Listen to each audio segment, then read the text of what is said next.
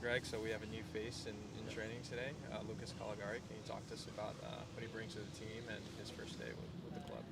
Yeah, it's great to have him here. It's been a process, as all of these are, to get guys signed and get them here and get the visa and all the things. So it's been great to have him. He's a wonderful soccer player as an outside back, very well educated in the position, very smart about his positional play and getting into good spots in support of the team when we have the ball.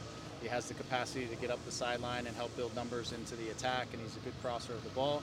But he also plays, he has more versatility in terms of being able to tuck in and play in an inside position, going from right back into the middle sometimes. He can even play left back. And so he gives us a lot of versatility. And like I said, just a very good education for the game and a good defender, very smart defender positionally and reading plays.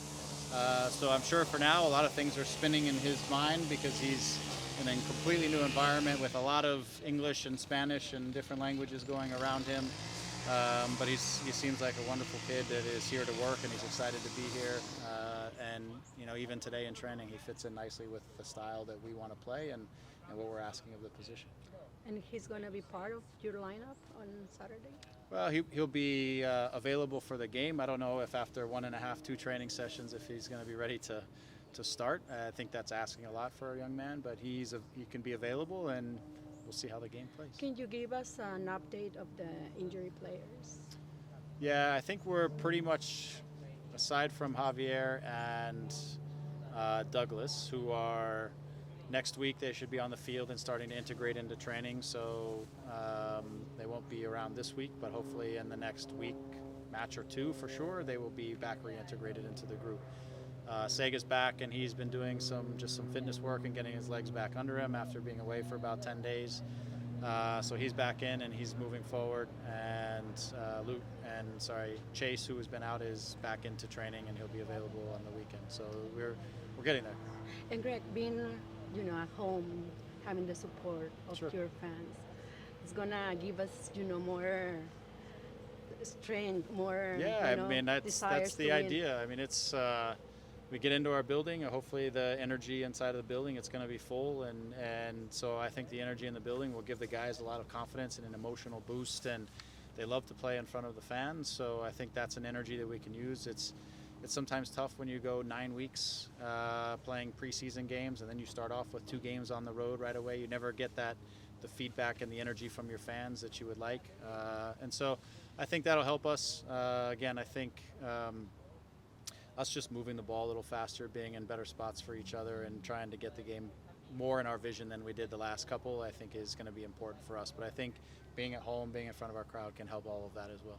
Thank you, Greg. Yeah, thank you. Greg, you're coming into what I think is your 10th season as a player and coach with the LA Galaxy. Congrats. Thank you. What are some of your favorite home opener memories from throughout the years? Oh my gosh.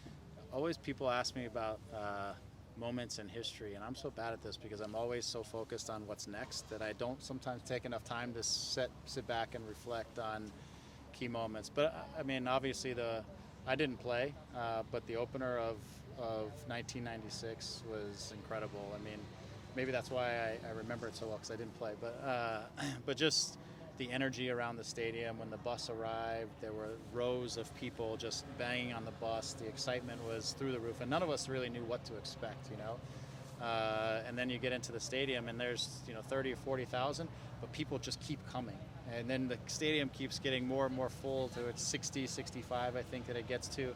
And then we're hearing like, oh, they're stopping people from coming in because they don't have the security for it. I mean, I don't know if there's many home openers that are ever quite as good as that. So that was just amazing because, again, none of us really knew what to expect. It's the first opener of the league and in Los Angeles, and that was it's amazing. And how far the league has come and since that day is also amazing. It's been an incredible journey and a path, and it's only continuing to grow. We're still a young league in the grand scheme of things, so it's exciting to see what more and more of these home openers will look like. So, but I know our guys, after what's been about 12 weeks, are excited to be at home and to play in front of our fans. Thanks, sir. Yeah, thank you. Greg.